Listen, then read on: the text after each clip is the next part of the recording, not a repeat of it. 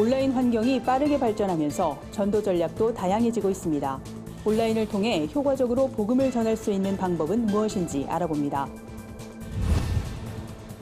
동성애에 대한 인식이 과거와는 달라지고 있다곤 하지만 교회 안에는 자신의 성 정체성에 대한 혼란으로 힘겹게 신앙을 지키고 있는 크리스천이 많습니다.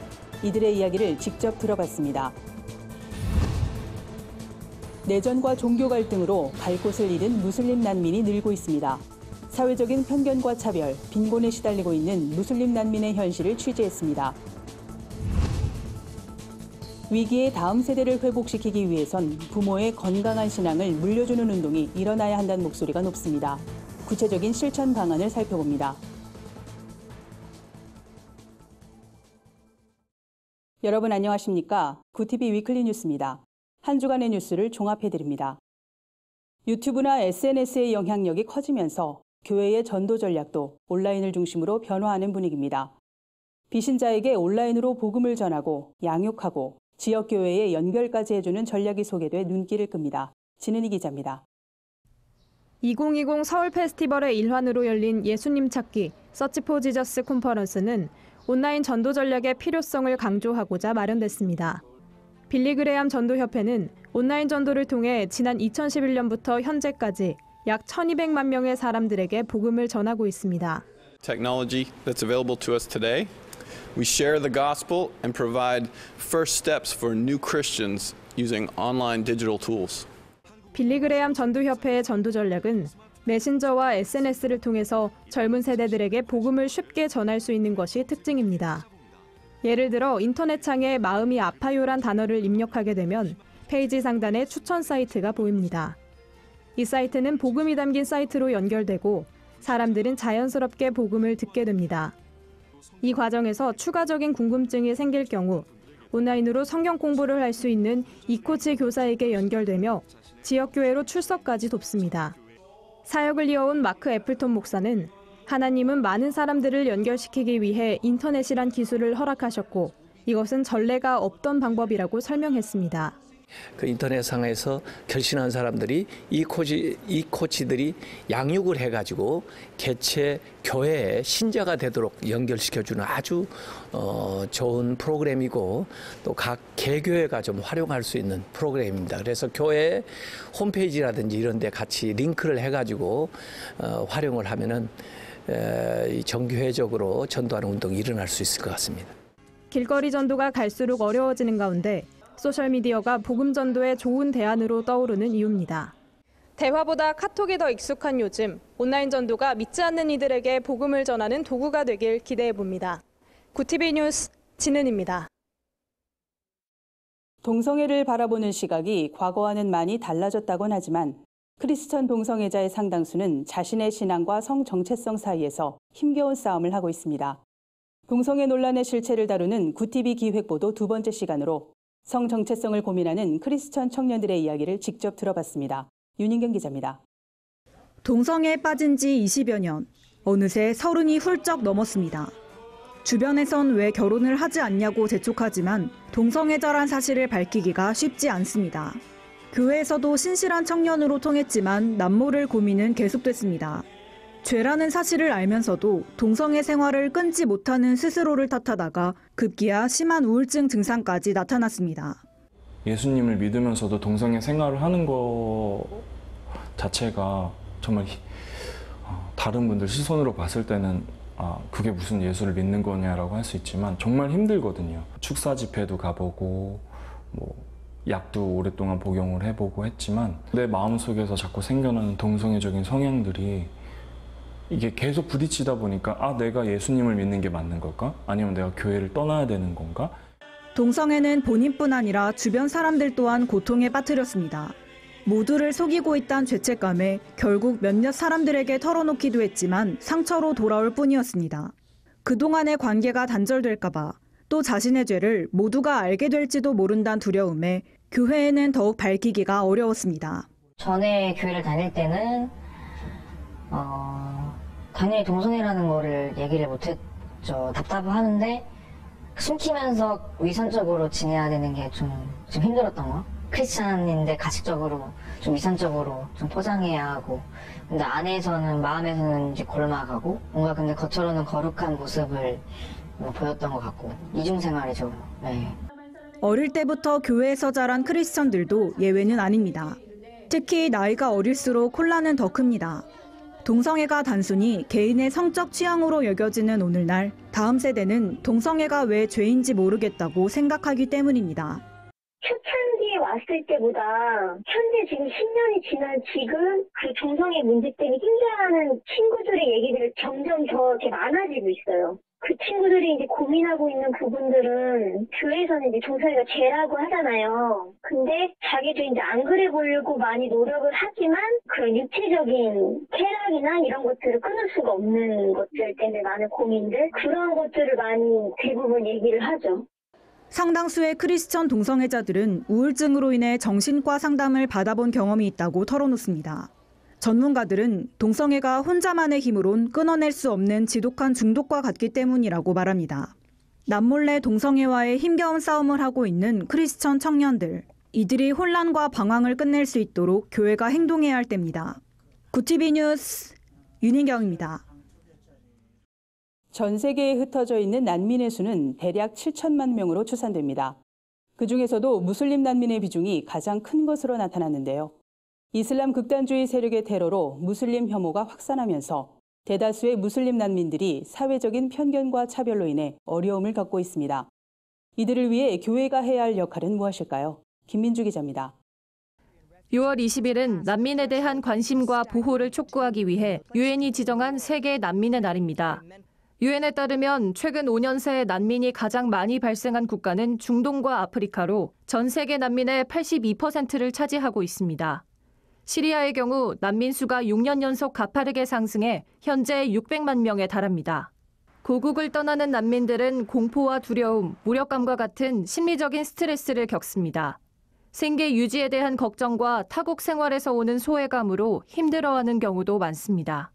일선에서 난민을 돕는 구호단체들은 중동 난민들이 상상을 초월하는 어려움에 처해 있다고 말합니다. 때문에 난민들은 불법으로 일하거나 일용직과 같은 불안정한 직업으로 생계를 근근히 유지하고 있는데요.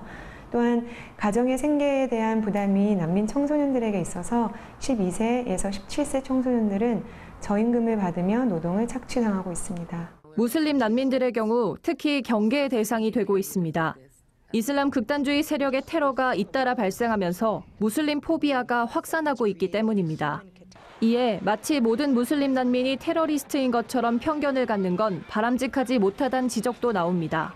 객관적으로 간다고 할 때에 예를 들어서 IS와 같은 테러리스트들이 있을 수 있고 하는 그런 것도 봐야 됩니다. 사실 무슬림도 하나님의 형상입니다. 두려움보다는 정말 그들의 고통을 아파하는 사람의 마음으로 적극적으로 나가는 것이.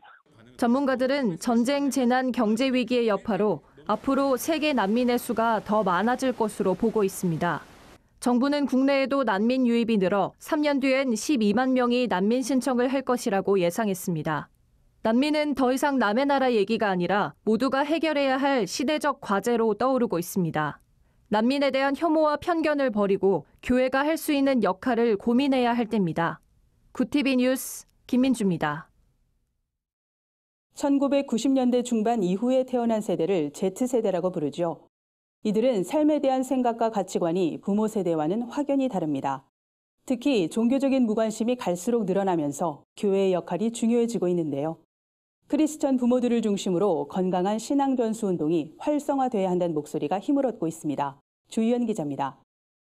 최근 다음 세대들의 신앙이 위험 수준이란 통계가 나온 가운데 이런 현상을 바로 알고 적용하기 위한 자리가 마련됐습니다. 예배사역연구소는 포럼을 열고 위기에 대한 책임을 더 이상 교회에 미루기보다 부모가 함께 다음 세대 신앙교육에 앞장설 것을 강조했습니다.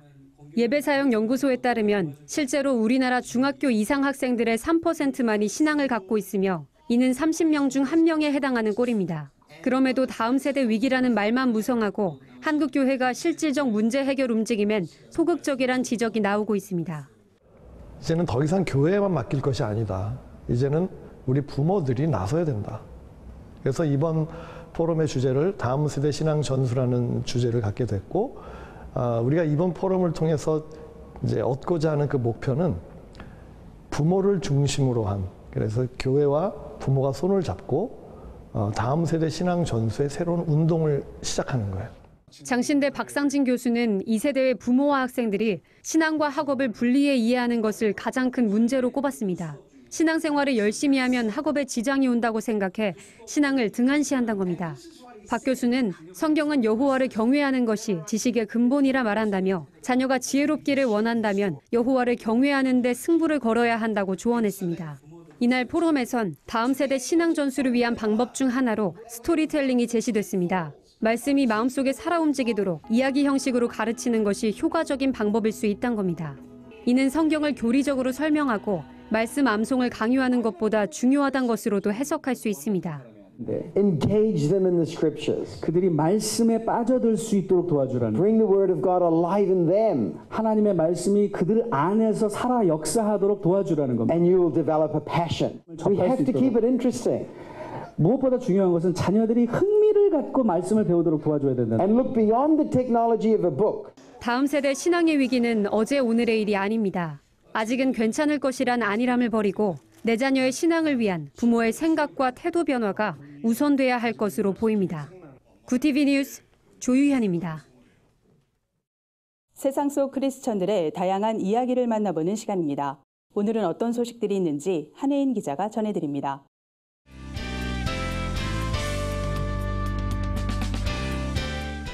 세상 속 크리스천들의 다양한 이야기를 만나보는 네포난의 교회입니다. 첫 번째 소식입니다. 제16개 미랄 콘서트가 관객들에게 큰 호응을 얻었습니다. 음악으로 떠나는 세계 여행이란 주제로 진행된 이번 콘서트엔 1,500여 명의 관객이 참석해 콘서트를 즐겼는데요. 피아니스트 송영민, 카이로스 앙상블, 소프라노 박세영 씨 등이 무대에 올랐습니다. 환상적인 연주에 무대가 끝날 때마다 관객들의 박수갈채가 쏟아졌다고 합니다. 이날 공연의 하이라이트는 노력 끝에 꿈을 이룬 장애인 연주자들의 아름다운 공연이었습니다. 장애인으로 구성된 미랄 첼로 앙상블 날개와 한국 장애인 최초의 미국 음대 교수이자 휠체어 탄 바이올리니스트로 유명한 차인웅, 발달장애인 첼리스트인 염용효 씨가 비장애인 연주자들과 협연을 펼쳐 눈길을 끌었습니다. 음악으로 하나돼 즐긴 이번 콘서트가 참석자 모두에게 소중한 기억으로 자리 잡길 기대해봅니다. 다음 소식입니다. 홍대에서 진행하는 기독교 문화축제 수상한 거리 페스티벌로 청년들에게 기독교 문화를 알려온 수상한 거리가 이번엔 문화와 예술 분야 사람들을 찾아갑니다. 드라마 바이블을 만든 G&M 글로벌 문화재단의 후원으로 컬처 가드닝과 함께 뮤직 앤 아츠 저스트 쇼업 오픈 북클럽을 진행 중인 건데요. 이달 처음으로 진행된 오픈 북클럽엔 문화 예술 분야에 종사하는 크리스천들이 모여 읽은 책에 대해 토론하며 웃음꽃을 피웠습니다.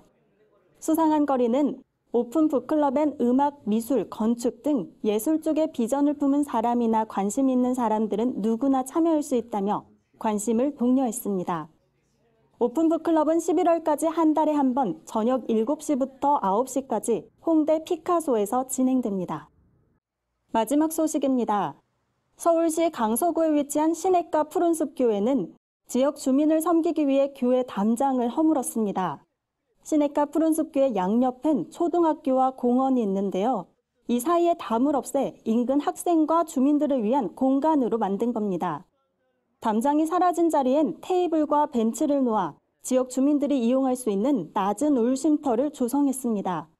이곳은 삼면이 담장으로 막혀 있을 때 청소년들의 비행과 각종 범죄가 자주 발생했던 곳이라고 합니다. 특별히 학교와 교회 사이에 이 담장은 강서구 최고의 우범지대이자 서울 최고의 우범지대였어요. 그 학생들은 여기서 문화활동, 그림 그리기, 또 글짓기 그런 행사들도 많이 하고 또 방과 후에도 지역 주민들이 많이 와서 여기서 쉬기도 하고 책도 읽고 또 주말에는 그런 어떤 생일 파티 많은 문화 행사들이 일어나고 있고. 시냇가 푸른숲교회 김성동 목사는 교회가 앞으로도 지역 운동회나 문학 발표회를 위한 공간을 제공해 지역 주민과의 소통에 힘쓰겠다고 전해왔습니다. 네포난의 교회는 시청자 여러분의 제보를 기다리고 있습니다. 함께 나누고 싶은 영상이 있다면 전화나 이메일로 참여해 주시기 바랍니다. 굿TV 뉴스 한혜인입니다.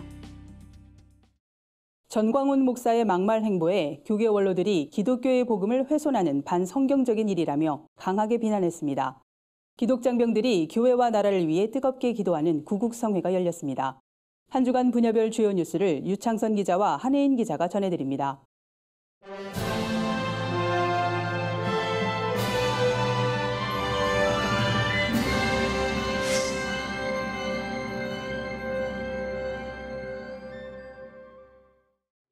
대통령 하야를 주장하는 전광훈 목사의 막말 파문이 확산하자 교계 원로들이 기자회견을 열고 진화에 나섰습니다. 기자회견에 참석한 원로들은 전 목사의 주장이 기독교 신앙이며 대표적인 형태인 양 오해를 불러일으키고 있다며 개인의 욕망에 교회를 끌어들이지 말라고 경고했습니다. 특히 원로들은 전 목사의 정치적 선동에 날선 비판을 서슴지 않았습니다. 이들은 개인적인 이념이나 신념을 기독교 신앙과 뒤섞고 정치 집단화하는 것은 기독교의 복음을 훼손하는 반성경적인 일이라고 비난했습니다. 자살 예방에 앞장서고 생명 존중 문화를 확산하기 위해 7대 종단 종교인들이 한자리에 모였습니다.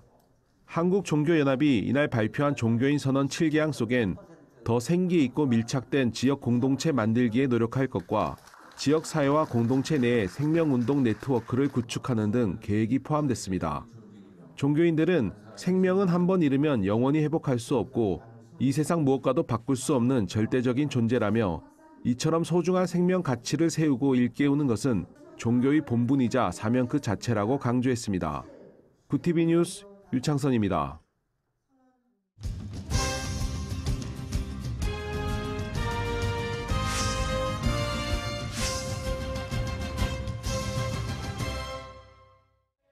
기독장병들의 사기 진작과 영적 회복을 위한 기독장병 구국성회가 오살리 최자실 기념 금식기도원에서 개최됐습니다. 한국기독군인연합회와 한국군중목사단 주최로 열린 이번 성회엔 기독장병과 군선교교역자, 군선교단체 등 15,000여 명이 참석했습니다. 참석자들은 평화의 한반도가 복음으로 하나 되길 한마음으로 기도했습니다. 개회 예배에서 메시지를 전한 여의도 순복음교회 이영훈 목사는 매일 들려오는 뉴스가 북한의 위협, 저출산 등 절망의 소식밖에 없다며 젊은 장병들이 가진 꿈과 믿음, 희망이 우리를 기적과 축복, 통일의 미래로 바꿔놓을 것이라고 믿는다고 말했습니다.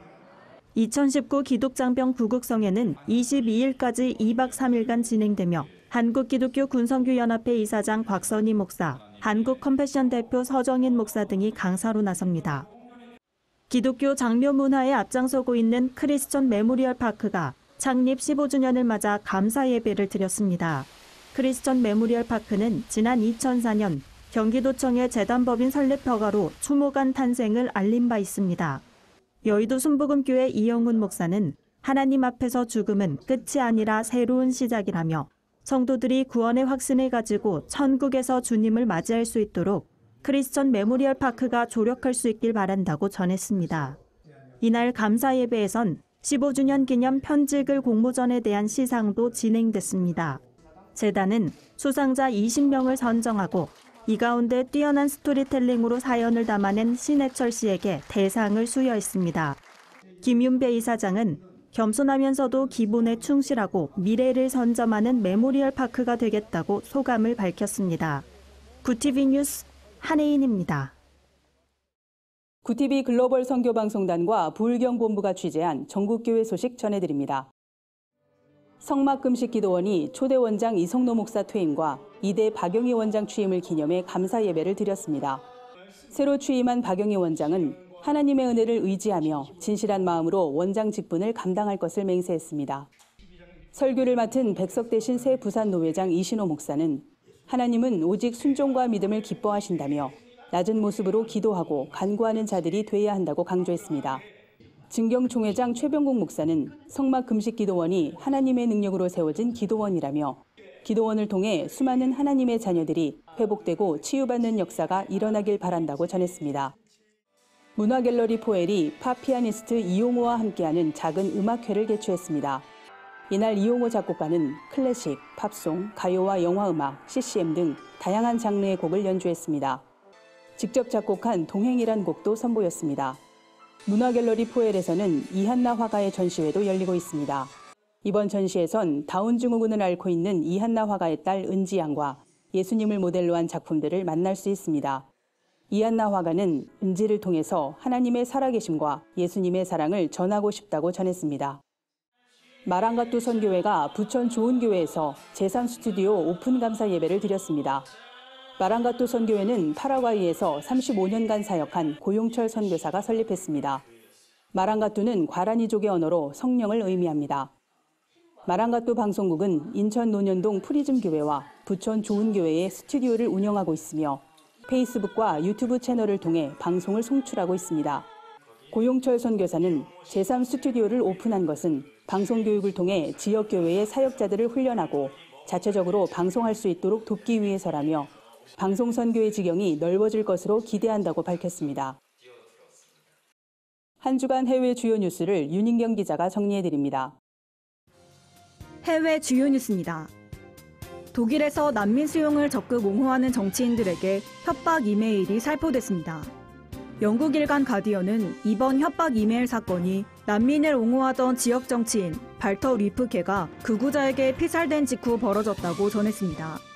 정부 당국은 독일 내 폭력 성향의 극우주의자가 13,000여 명에 달하기 때문에 이들을 모두 모니터하기엔 역부족이라고 해명했습니다. 미국에서 최근 전자담배 폭발 사고가 잇따르고 있습니다.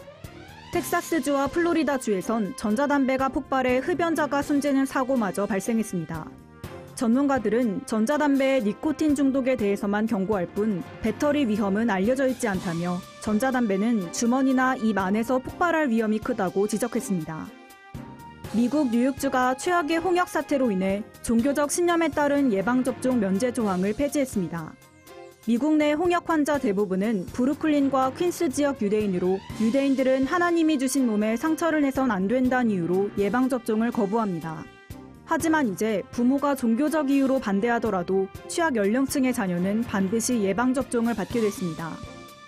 성경과 코란의 차이점을 비교하는 영상을 올려 이슬람 단체로부터 신성 모독 혐의로 고발돼 징역형을 선고받은 아브라함 벤 모세 목사가 최근 석방됐습니다. 한국 순교자의 소리에 따르면 아브라함 목사는 이슬람교를 가르쳤던 교수 출신이었지만 성경을 읽고 개종한 뒤 기독교와 이슬람교를 비교 연구한 책을 펴냈습니다. 아브라함 목사는 감옥에 있는 동안에도 수감자 60명을 개종시킨 것으로 알려졌습니다. 구티비 뉴스 윤인경입니다. 이상으로 뉴스를 마칩니다. 구티비 위클리 뉴스는 인터넷 신문 데일리 굿뉴스를 통해서도 보실 수 있습니다. 시청해주신 여러분 고맙습니다.